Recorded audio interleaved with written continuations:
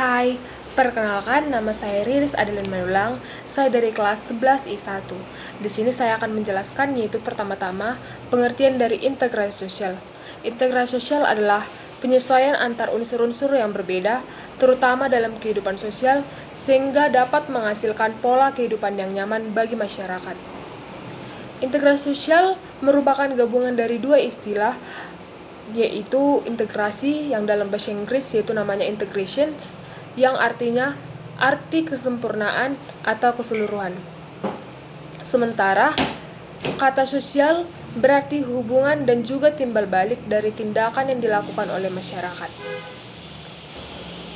Adapun Kamus Besar Bahasa Indonesia atau KBBI, integrasi sosial adalah perbauran sesuatu sehingga menjadi kesatuan yang utuh dan akurat. Integrasi sosial mempunyai arti penting bagi seluruh kalangan masyarakat. Dengan adanya integrasi sosial yang baik, tujuan terbentuknya masyarakat harmonis akan mudah menjadi tujuan bersama. Jadi, integrasi sosial dapat dipandang sebagai suatu elemen yang mengurangi kemungkinan terjadinya konflik sosial pada masyarakat. Pengertian dari integrasi sosial ini juga ada menurut para ahli, yaitu yang pertama menurut Gilin.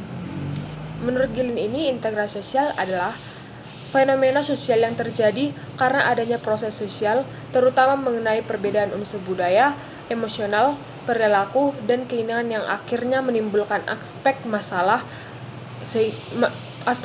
sosial, sehingga dengan menyadari hal ini, masyarakat akan melakukan proses perdamaian yang dikenal dengan integrasi masyarakat. Berikutnya ada dikatakan syarat-syarat integrasi sosial. Syarat-syarat integrasi sosial yaitu diantaranya yang pertama, anggota masyarakat berhasil mengisi kebutuhan di antara mereka, yang artinya kebutuhan fisik dan sosial mereka terpenuhi oleh sistem sosial.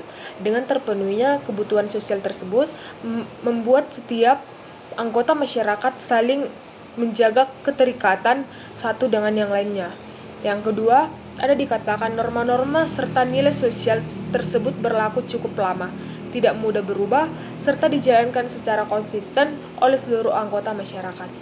Yang terakhir, yaitu masyarakat berhasil menciptakan kesepakatan bersama, di mana membahas tentang norma dan nilai-nilai sosial yang dilestarikan serta dijadikan pedoman dalam hal-hal yang dilarang menurut kebudayaan. Berikutnya ada dikatakan sebagai bentuk-bentuk dari integrasi sosial, yaitu yang pertama ada dikatakan integrasi normatif. Integrasi normatif ini adalah bisa diartikan sebagai bentuk integrasi yang terjadi karena adanya norma-norma yang berlaku di masyarakat. Norma merupakan hal yang mampu mempersatukan masyarakat. Contohnya, bangsa Indonesia dipersatukan prinsip Bhinneka Tunggal Ika. Yang kedua, integrasi fungsional. Integrasi fungsional ini muncul disebabkan fungsi-fungsi tertentu dari masyarakat. Integrasi dapat terbentuk dengan mengedepankan fungsi dari masing-masing pihak yang ada dalam masyarakat. Yang berikutnya yaitu integrasi koersif. Integrasi koersif ini yaitu integrasi yang terbentuk karena adanya kekuasaan yang dimiliki penguasa, yang maksudnya penguasa menerapkan cara-cara koersif atau kekerasan. Sebagai contohnya, integrasi koersif ini contohnya itu perusuh yang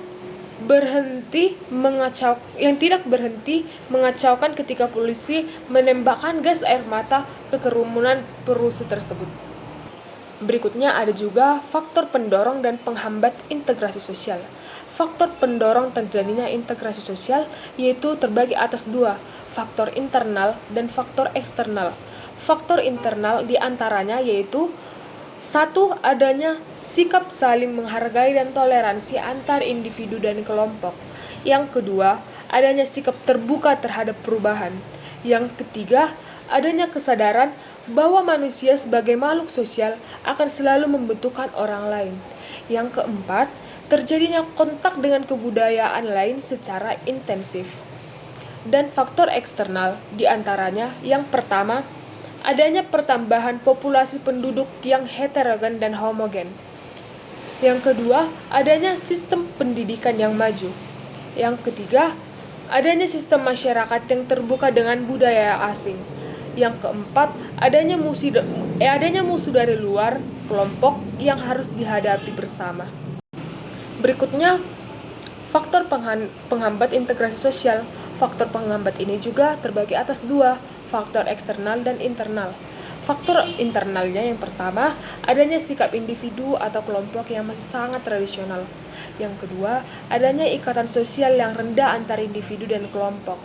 Yang ketiga, adanya sikap curiga atau prasangka terhadap kelompok lain. Yang keempat, adanya sifat primordial, yakni merasa kebudayaan sendiri lebih baik dari kebudayaan lainnya.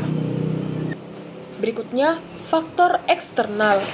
Faktor eksternal ini terbagi atas 4, yaitu yang pertama, adanya kesenjangan sosial yang memunculkan kecemburuan sosial antar kelompok. Yang kedua, adanya ketidakmerataan pembangunan. Yang ketiga, perkembangan ilmu pengetahuan yang lambat. Yang keempat, adanya sistem masyarakat yang tertutup dengan budaya asing. Berikutnya saya akan mencoba menjawab pertanyaan, yaitu pertama, bagaimana jika bangsa Indonesia kurang cukup mengelola heterogenitas sosial budayanya, apa yang akan terjadi?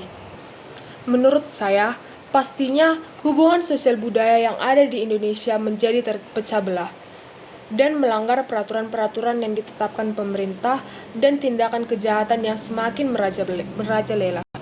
Pertanyaan yang kedua, apakah unsur-unsur yang ada di Indonesia, baik masyarakat, lembaga, maupun kelompok masyarakat sudah terintegrasi dalam menghadapi ancaman virus COVID-19? Menurut saya, pastinya sampai saat ini sudah terbukti bahwa pemerintah, organisasi masyarakat, perawat, dan medis, polisi, tentara, dan lainnya telah menertibkan masyarakat agar virus COVID-19 dapat ditangani. Hanya saja, ada saja masyarakat yang cenderung melanggar aturan yang telah ditentukan oleh pemerintah. Contohnya tidak melaksanakan protokol kesehatan dengan baik, tidak memakai masker, tidak mencuci tangan, bahkan berpergian kemana-mana atau berkerumunan. Sekian dari presentasi saya. Jika ada kesalahan kata, mohon dimaafkan. Terima kasih.